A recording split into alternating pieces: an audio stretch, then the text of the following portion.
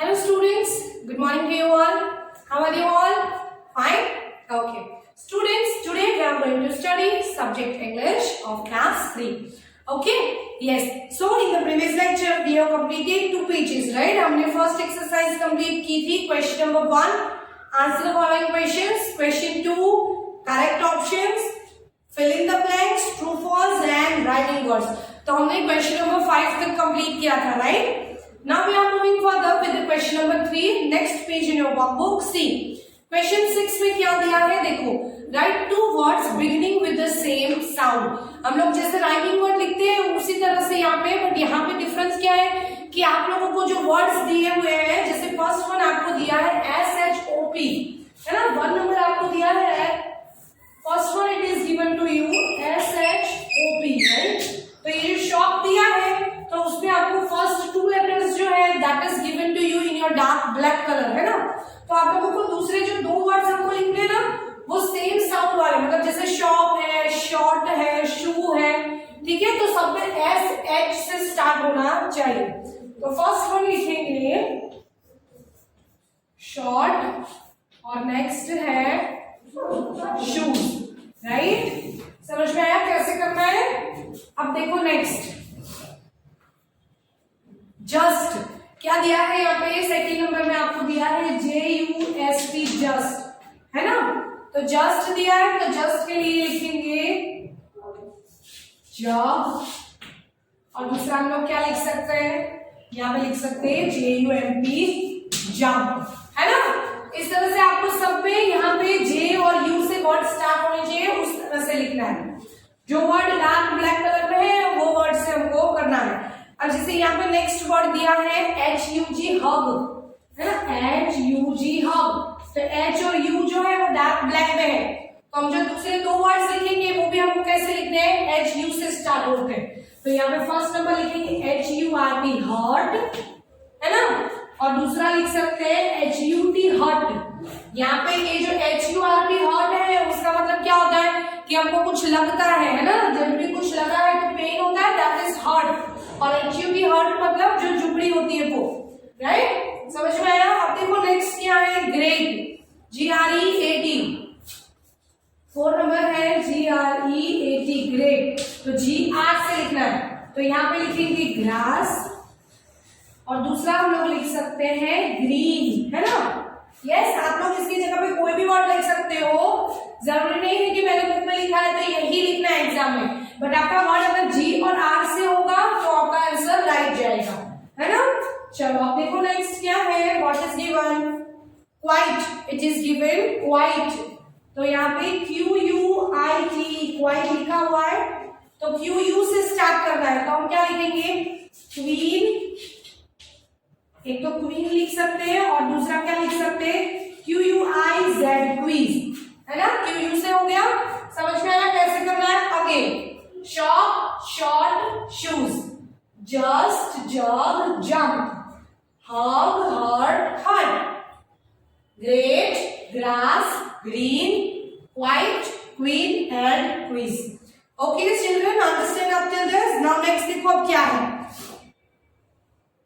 Read the sentences and rewrite them under the correct pictures. हमको यहाँ पे pictures दिए हुए, ये पेज पे 4 pictures and then again here are given 6 and here 2. 10 and 14 pictures are given. Okay, so you have to choose the picture के हिसाब से आपको यहाँ से सेंटेंस चूज करना है और पिक्चर देख के करेक्ट सेंटेंस लगाना है. जैसे अब देखो फर्स्ट वन में दिया है हॉर्स का पिक्चर, है ना. तो हॉर्स कहाँ रहता है, पहले हम लोग यहाँ से ढूंढेंगे हॉर्स का सेंटेंस, ठीक है. तो यहाँ पे देखो थर्ड नंबर में आपको दिया है a horse lives in a stable. तो ये जो आपको फर्स्ट नंबर दिया है यहाँ पे आप लोग लिखोगे a horse lives in a stable. समझ में आया. उसके बाद दिया है डॉग का, तो डॉग का देखो यहाँ पे फर्स्ट नंबर में दिया है dog lives in a kennel, है ना. तो डॉग जो है वो कहाँ रहता है, कैनल में रहता है. नेक्स्ट है रेड का दिया है, तो रेड का यहाँ पे ढूंढो तो ये रहा. तो क्या लिखेंगे, a rat lives in a hall. So these are the sentences you have to find and you have to write it in your workbook. Next, see what is given. It is the picture of God. There are so many gods you can see here, right? So what you are going to write? First of all, you have to find the sentence of the God. So see in the second number it is given a goat lives in a pen, right? Now down the page, what is given? It is a picture of bee. तो bee जो है, where does the bee lives? So bee lives in a hive. Next it is the picture of birds. तो birds जो है आपको पता है कि where does the birds live? So birds lives in the nest.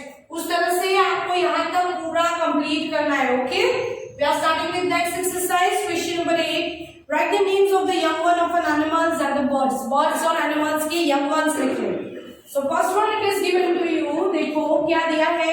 A baby duck is called a dash. तो duck का जो young one होता है उसको क्या बोलेंगे?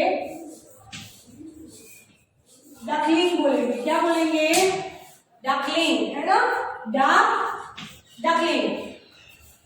नेक्स्ट है a baby hen is called a dash. तो hen का जो young one होता है उसको क्या बोलते हैं? hen तो होता है चीक, है ना? यस, hen तो चीक. नेक्स्ट देखो 3 number. a baby sheep is called a lamb. तो बेबी शिप जो यंग वन होगा है शिप का उसको बोलेंगे LAMB, लैम्ब बोलेंगे, है ना? नेक्स्ट है 4 नंबर पे देखो क्या दिया है. A baby dog is called a dash. तो डॉग का जो यंग वन होता है उसको क्या बोलेंगे? It is said as a puppy. तो डॉग का यंग वन क्या होता है? पपी होता है, राइट? अब देखो नेक्स्ट क्या है 5 number. A baby cow is called a dash. तो cow का young one क्या है? Cow's young one is known as calf, है ना? इसका प्रोनाउंसिएशन calf नहीं करेंगे. बहुत सारे स्टूडेंट्स calf बोलते हैं इसको. नो, ये जो आपका L है बीच में that is silent, तो बोलेंगे cow का young one होता है calf. नेक्स्ट देखो a baby goat is called a dash. तो बेबी गॉड मतलब गॉड का जो यंग वन है उसको हम लोग बोलेंगे KID, है ना? अब देखो नेक्स्ट 7 नंबर में क्या है.